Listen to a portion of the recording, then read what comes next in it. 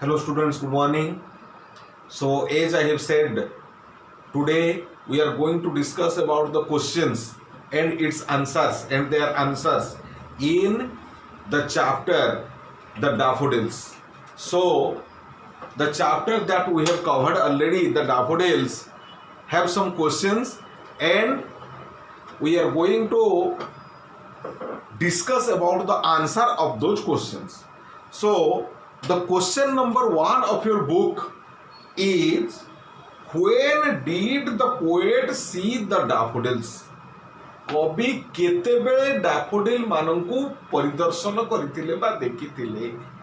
तो तार आंसर हमें लिखिबा, the poet saw the daffodils. कवि देखो क्वेश्चन टी पास्ट टेंस रे अछि, when did the poet see the daffodils? तेणु हमें आंसर मध्य से पास्ट टेंस रे लिखिबा, the poet saw the daffodils. कवि डैफोडिल माननकु देखिले when he was wandering aimlessly. जेतेबेले से एमलेसली बुलुथले, कोन सेमति कोन से पर्टिकुलर टाइम कथा कुआ जाई छि कि हमको 6टा कि 5टा समय कथा कुआ जाई छि कि कुआ जाई नाही. सो आमे तो से कथा लिखि परिबा नै कि से केतेबेले देखिथिले एग्जैक्ट टाइम ता लिखि परिबा नै, because no exact time is specified here in this poem. ए कविता माध्यम रे कोनोसी स्पेसिफिक टाइम हमको दिया जाई नै. तेणु आमे कोन लिखिबा, the poet saw the daffodils when he was wandering aimlessly. जेतेबेले से लक्ष्यहीन भाव रे बुलुथुले, वांडरिंग शब्दर अर्थ बुलुथुले, एमलेसली अर्थ लक्ष्यहीन भाव रे.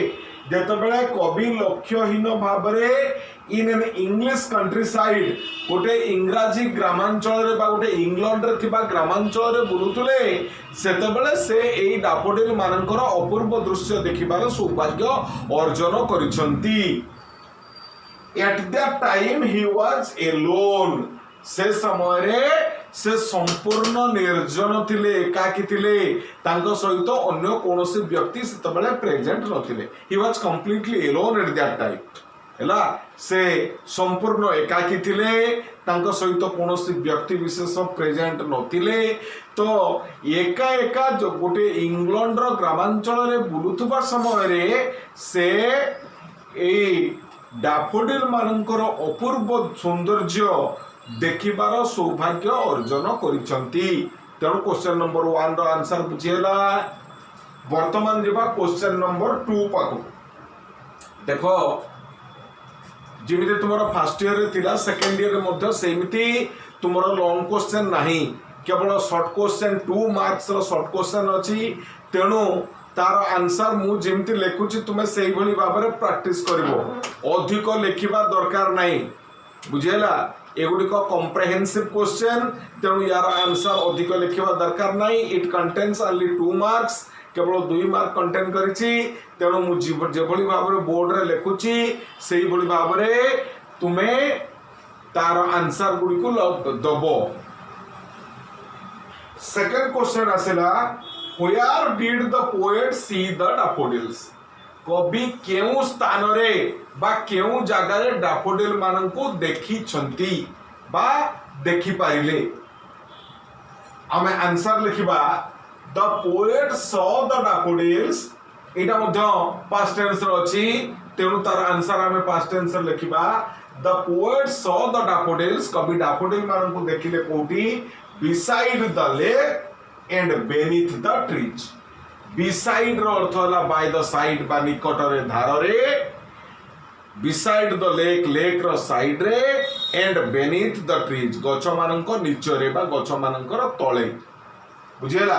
कोन से पर्टिकुलर जगह हमको कुआ जाई नै, केवल एई कथा कुआ जाई छै beside the lake and beneath the trees. हमें लिखिले, इट वाज ए काम एंड क्वाइट प्लेस. एहा एक नीरव निश्चल स्थान थिला, कोनोसी हट्टगोल से स्थान रे नथिला. In an English countryside. जगहटा कोउठी थिला? सहरांचल थिला ना ग्रामांचल थिला? गोटे इंग्लैंड रो ग्रामांचल थिला. मने रखो, कंट्री साइड रो अर्थ होला ग्रामांचल, रूरल सेटिंग. तेणु एहा एक रूरल सेटिंग थिला, एक ग्रामांचल थिला. इंग्लैंड रो एक ग्रामांचल रे बुलु बुलु एक ह्रद निकटरे एवं गछ मानकर तले किछि डाफोडिल फूल मानकु फुटिथिबार से देखिथिले।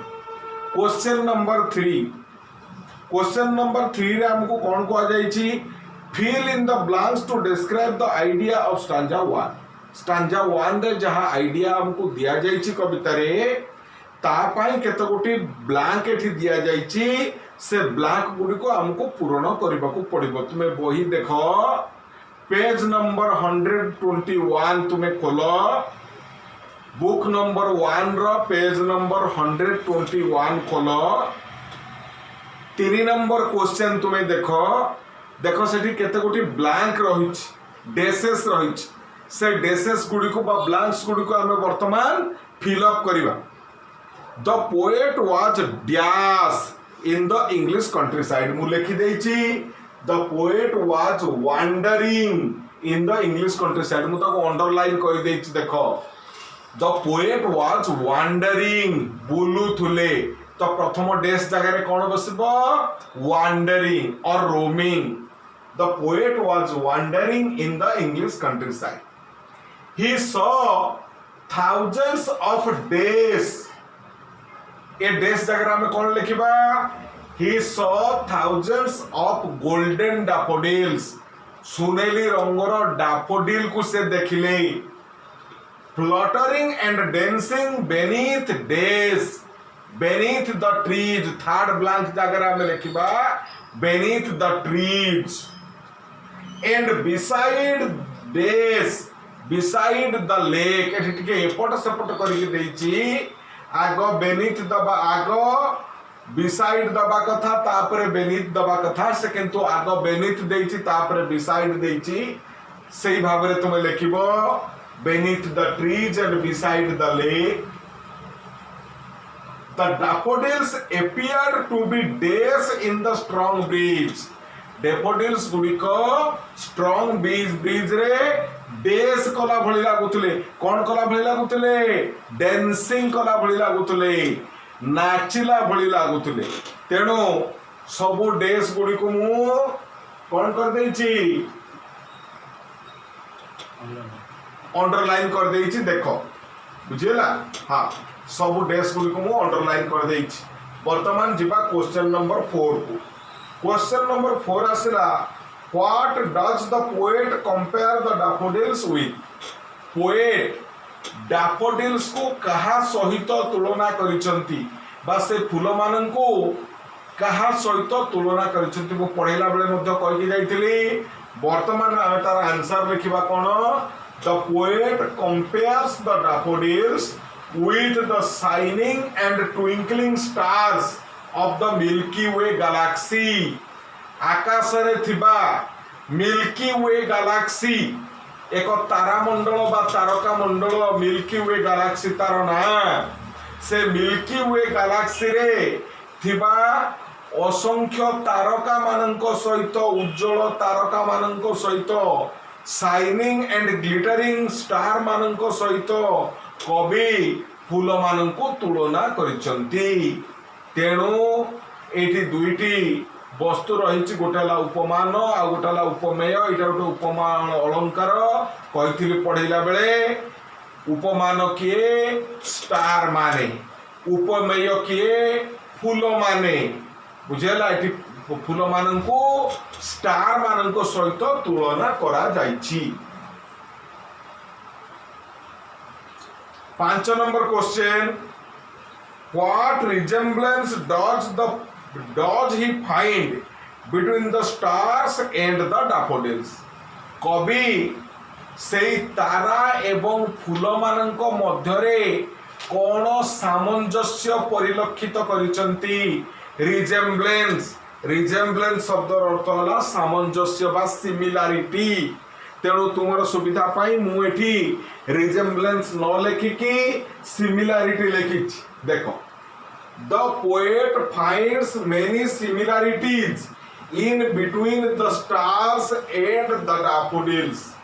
कवि स्टार एवं डैफोडिल मानक मध्यरे, फूल एवं तारका मानक मध्यरे अनेक सामंजस्य परिलक्षित करिसंती देखिसंती से सामंजस्य गुड़िक कौन the number of both of them is uncountable both उभयंकर नंबर उभयंकर संख्या अगणनीय अटे तारका मान को आम गणी पारानी बहु संख्यक तारका अच्छा से गणवा संभव नुहे ठीक सेमती कवि मतरे फूल मान को गणवा संभव नुहे असंख्य फूल फुटी अनेक लाइन रे फूल फुटी से गणवा केवे आम पक्षे संभव नुहे साधारणतः सेगुड़िक गणा जाई पारिबे नाही तेणु एमानंकर संख्या भी अगणनीय फूल मानकर संख्या अगणनीय तारका मान भली फूल मानकर संख्या अगणनीय तेणु एटा हला गोटे सिमिलारिटी गोटे सामंजस्य आ गोटे सामंजस्य कौन both of them are stretched unendingly उभय अनएंडिंगली स्ट्रेच करी रही स्ट्रेच शब्द अर्थ है व्याप्त हेबा बा खेले हेकी रहिबा तारा माने खेले हेकी रही आकाश रे फूल माने खेले हेकी रही ह्रद निकट रे तेणु अवश्य जगह अलग अलग हेले भी उभय खेले हेकी रही फूल माने खेले हेकी रही तारका माने स्ट्रेचिंग हेकी रही बुझीगला आकाश रे तारा माने स्ट्रेचिंग हेकी रही तेणु यहाँ आ गोटे सिमिलारिटी बुझीगला तेणु आ गोटे सिमिलारिटी कौन both of them are shining objects having their own body movements both of them are shining objects फूल माने शाइनिंग ऑब्जेक्ट एवं तारका माने डेफिनेटली शाइनिंग ऑब्जेक्ट्स मान भितरे उज्ज्वलता रही फूल मान भितर जमी शाइनिंगनेस रही तारका मान से भाव में शाइनिंगनेस रही तेणु उभय हेले शाइनिंग ऑब्जेक्ट एवं समान भितर निज निजर बॉडी मूवमेंट रही तारका मान बॉडी मूवमेंट है शाइनिंग एंड ट्विंकलिंग एंड फूल मान भितर से बॉडी मूवमेंट है फ्लटरिंग एंड डांसिंग तेणु से चंचल चलचंचल से सब हलचल होती बॉडी मूवमेंट रही बॉडी चलचंचलता रही नंबर 6 क्वेश्चन कौन What does the poet say about the number of flowers?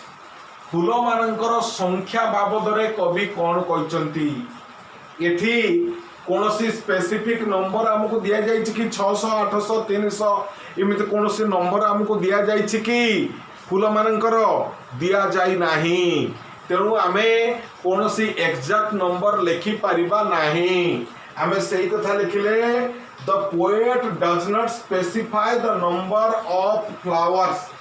फूल मानकर संख्या को स्पेसिफाई करिनाहंती निर्दिष्टीकृत करिनाहंती बा हमको निर्दिष्ट करके कहिनाहंती से केते संख्यक फूल देखिले but he says that he was able to count 10,000 flowers at a glance.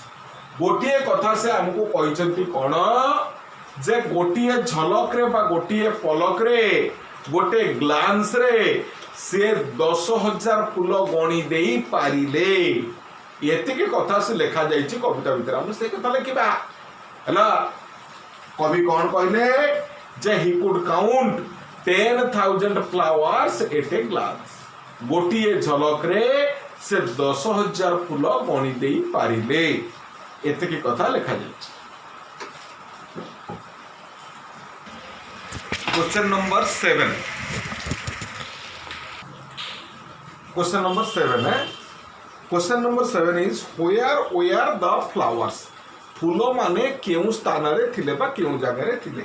आमे तार आंसर कोन लिखले the flowers were just at the margin of the vast lake. फूल माने कोठी थिले they were at the margin of the vast lake. से विराट बड़ ह्रदर margin रे थिले मार्जिन रो अर्थ कोन रे धारो बा कोड तुमे खातार सब मार्जिन छाड़ो नहीं लेखिला बेले खातार मार्जिन छाड़ो मार्जिन रो अर्थ हला गोटे धारो बा कोड एटा हला बुक रो मार्जिन बुझी पारुचो तेणु मार्जिन रो अर्थ हला गोटे साइड बा धारो तेणु फूल माने तो ह्रद भितर नथिले एकदम ह्रद बाहर भी नथिले सेमाने कोउठी थिले ह्रदर धारे थिले मु कहिथिली डैफोडिल फूल गुड़िक कोउठी फुटंती ना सेगुड़िक सन्तसंतिया भूई बा मार्स लैंड रे फुटंती सन्तसंतिया भूई आमे पाइबा कोउठू ना कोनोसी एक जलाशयर निकटवर्ती स्थान रे ता कड़रे आमे पाई पारि तेणु एठी जलाशय के ह्रदटी विराट बड़ ह्रदर निकटवर्ती स्थान रे बा तार धार रे आमे कौन पाइले देखिले हजार हजार संख्यक डैफोडिल फूल माने सब फुटिछन बुझेला हजार हजार संख्यक डैफोडिल फूल माने तार ह्रदर निकट रे फुटिछंती margin of the vast lake they had formed a long unending line along the margin of the lake सेमाने कौन करथिले दे हैड फॉर्म्ड सेमाने गठन करथिले फॉर्म शब्द अर्थ होला गठन करिबा बा निर्माण करिबा सेमाने एक लंबा लाइन निर्माण करथिले बा गठन करथिले अनएंडिंग लाइन अशेष धाड़ी सृष्टि करथिले कोठी जस्ट एट द मार्जिन बा along the margin of the lake तार धार रे बा तार से लेक रो कड़रे समाने एक लंबा अनएंडिंग लाइन सृष्टि करथिले फूल माने लंबा हेकि फुटी जाइथिले बुझेला कोन गोटे निर्दिष्ट स्थान रे मेंच खंड न फुटिकी समाने लंबा हेकि फुटी जाइथिले समानकर लंबा धाड़ी आगको लंबी जाइथिला number 8 question number 8 which of the two danced more sprightly the waves or the daffodils देखो एटा गोटे एमसीक्यू टाइप रो क्वेश्चन अछि जे फूल माने भी नाचुथुले तुमे जानिचो पुणी सेमानंको सहित ताल देई तरंग माने मध्य ह्रद मध्य रे नाचुथुले तो एई दुईटी वस्तुंको भितरे फूल आ तरंग मानंको मध्य रे प्रकृत रे भलो नाचुथुला किए फूल माने भलो नाचुथुले ना तरंग माने भलो नाचुथुले मु पढेला बेले कोन कहितली जे फूल माने अति सुंदर नाच नाचुथुले से माने तरंग मानंको नृत्य रे हरेई दउथुले बा परास्त करि दउथुले एठी सही कथा हमें लिखिले the daffodils were dancing more sprightly in comparison to the waves wave मानंको सहित तुलना कले in comparison to the waves wave मानंको सहित तुलना कले बा तरंग मानंको सहित तुलना कले डैफोडिल माने बेसी स्प्राइटली नाचुथुले स्प्राइटली शब्दर अर्थ होला सुपरियर नाच नाचुथुले से माने तांको ठारू बेसी भलो नाच नाचुथुले their dance there means the flowers dance was much superior to the dance of the waves wave मानंकर नृत्य तुलना रे फूल मानंकर नृत्य सुपरियर थिला मच सुपरियर थिला बहुत श्रेष्ठ बा श्रेयस्कर थिला फूल मान नाचुथुले तरंग माने भी नाचुथुले उभय तो नाचुथुले किंतु ए नाच भितरे आमे देखिबा कहार नाच श्रेष्ठ बा श्रेयस्कर थिला फूल मानंकर नाच श्रेष्ठ बा श्रेयस्कर थिला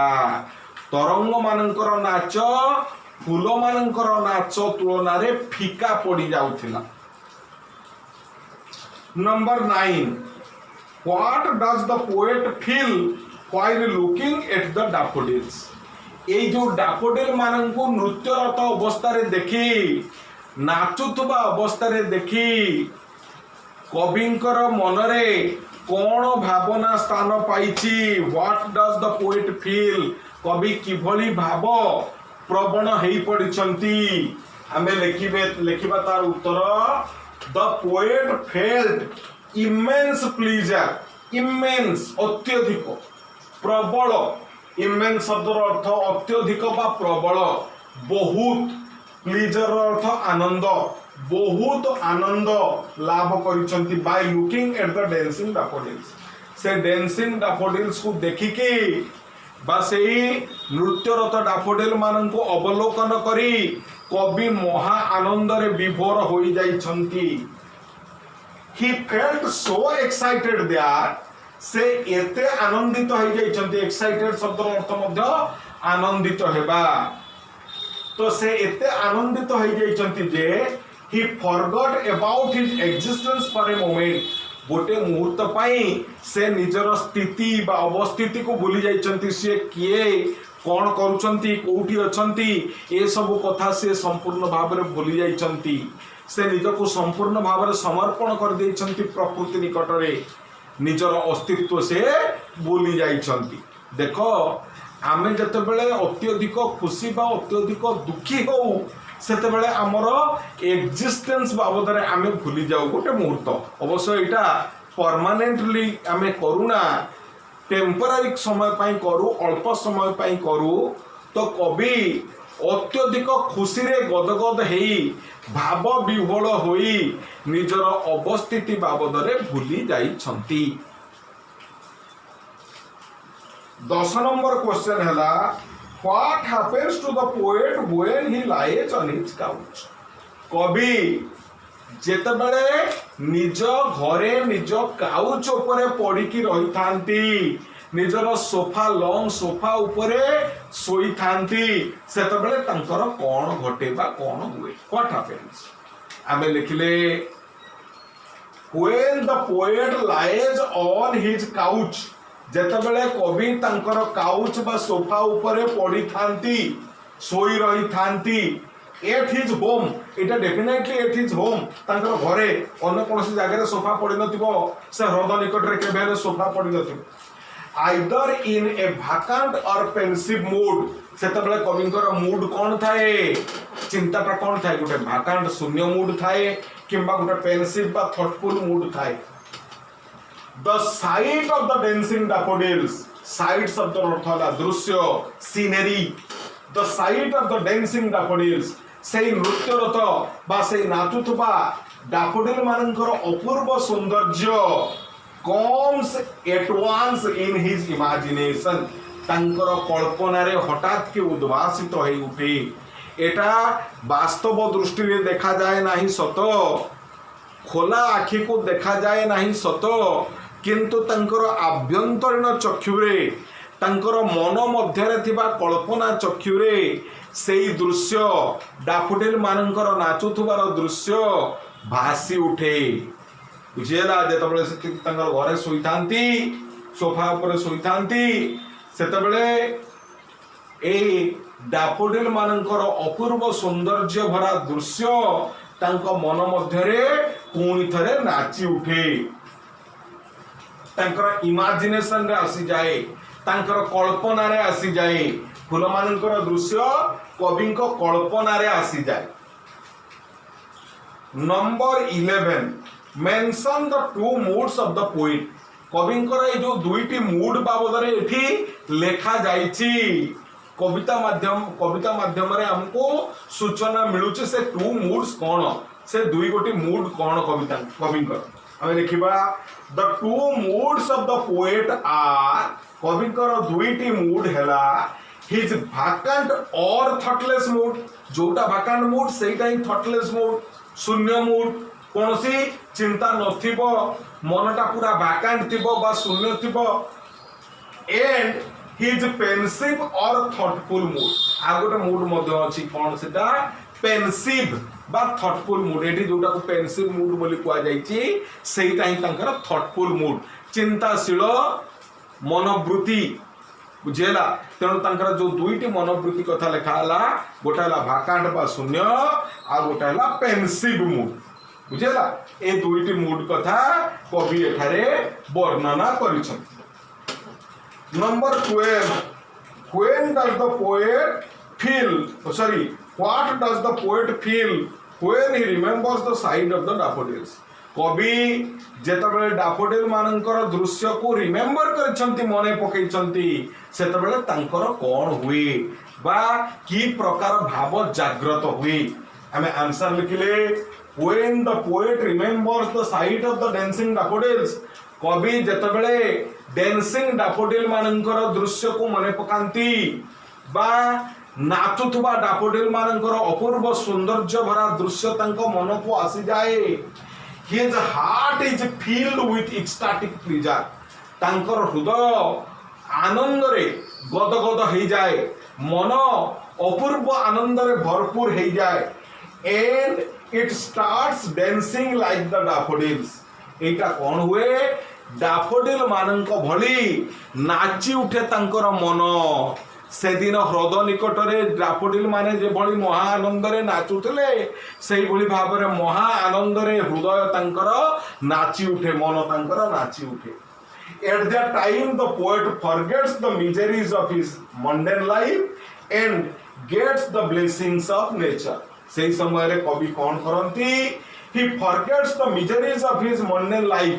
ତାଙ୍କର ଦୈନନ୍ଦିନ ଜୀବନର, ତାଙ୍କର ବାସ୍ତବ ଜୀବନର ଯେତେ ସବୁ ଦୁଃଖ ଯନ୍ତ୍ରଣା ଅବଶୋଷକୁ କବି ଭୁଲି ଯାଆନ୍ତି।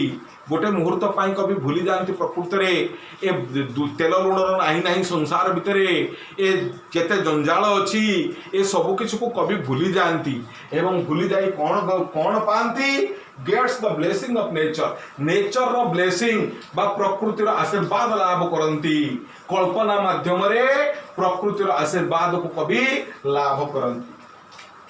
13 ନମ୍ବର କ୍ୱେଶ୍ଚନ ହେଲା, when does the poet write the poem, beside or off the lake?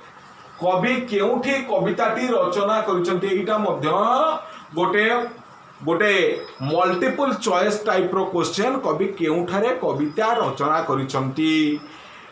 Lake ନିକଟରେ ବସି ରଚନା କରିଛନ୍ତି ନା ଲେକ୍ ଠାରୁ ବାହାରେ ଯାଇକି କୌଣସି ଜାଗାରେ କବିତାଟି ରଚନା କରିଛନ୍ତି? ଆମେ କ'ଣ ଲେଖିବା?